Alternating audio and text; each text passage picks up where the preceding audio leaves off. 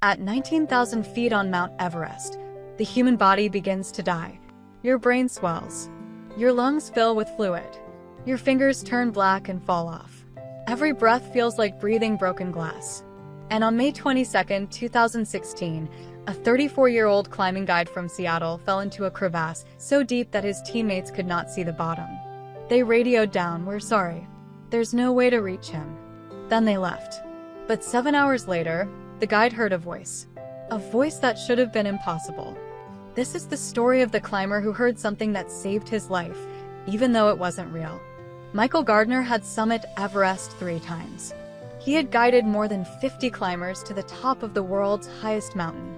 He knew the risks: avalanches, hidden crevasses, oxygen failure, frostbite. He had seen 3 of his clients die.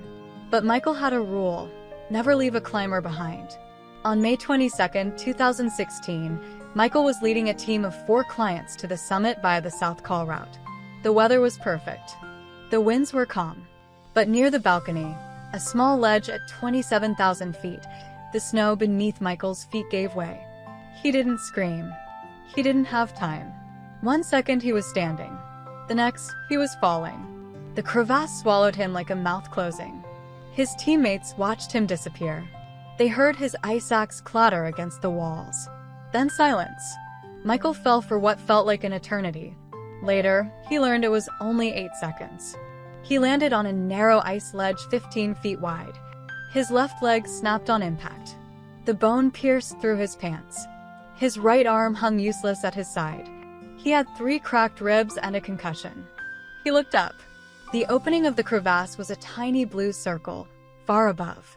Too far to climb. Too narrow for a helicopter. Too unstable for a rope rescue. His radio had shattered in the fall. His oxygen tank was gone.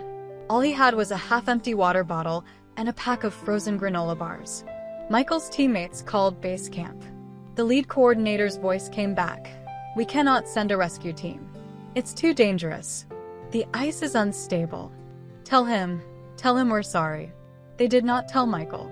They could not reach him. They left him to die. For 4 hours, Michael lay on that ledge. He drifted in and out of consciousness. Hypothermia began to shut down his organs. His fingers turned white. His lips turned blue. He could not feel his left foot. He knew he was dying. And then he heard a voice. It was not his own.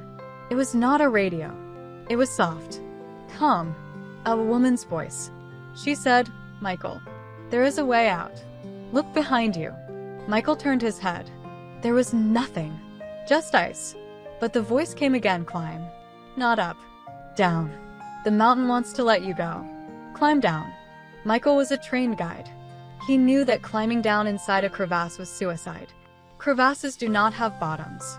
They go down for thousands of feet. But the voice was insistent. And Michael had nothing left to lose. With 1 working arm and 1 broken leg, Michael began to climb down. He lowered himself over the edge of the ice ledge. He found footholds that seemed to appear just as his foot reached for them. He later said, "Every time I thought I would fall, a rock or a crack appeared exactly where my hand needed to be." He climbed down for 3 hours. The crevasse narrowed. The walls pressed in on him. And then, suddenly, the ice ended. Michael dropped onto a snow slope. He looked up. He was not at the bottom of the crevasse. He was on the side of the mountain, 100 feet below the crevasse opening. The mountain had spit him out.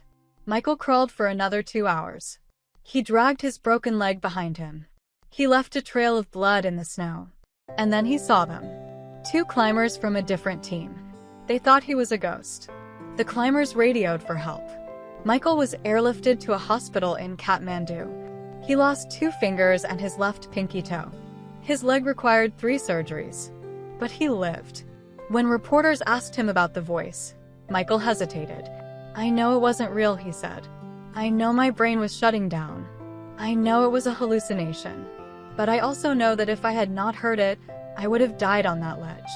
Michael Gardner no longer guides on Everest. He runs a climbing school in Washington State. He teaches his students one rule above all others: listen to your gut, even when it doesn't make sense, even when the experts say you're wrong. Your body knows things your brain hasn't figured out yet. The voice? Michael never learned whose it was. But sometimes, late at night, he swears he still hears it. Whispering. Not words. Just a presence. You're not done yet, it seems to say. Keep climbing. Every year, dozens of climbers die on Everest. Most are never found. Michael Gardner was one of the lucky ones. But he will tell you, luck had nothing to do with it. Something pushed me down that crevasse, he says. And something pulled me out. I don't need to know what it was. I just need to be grateful. If you believe in second chances, or just want more incredible true stories, subscribe and hit the bell. Share this video with someone who needs to hear that it's never too late to keep climbing.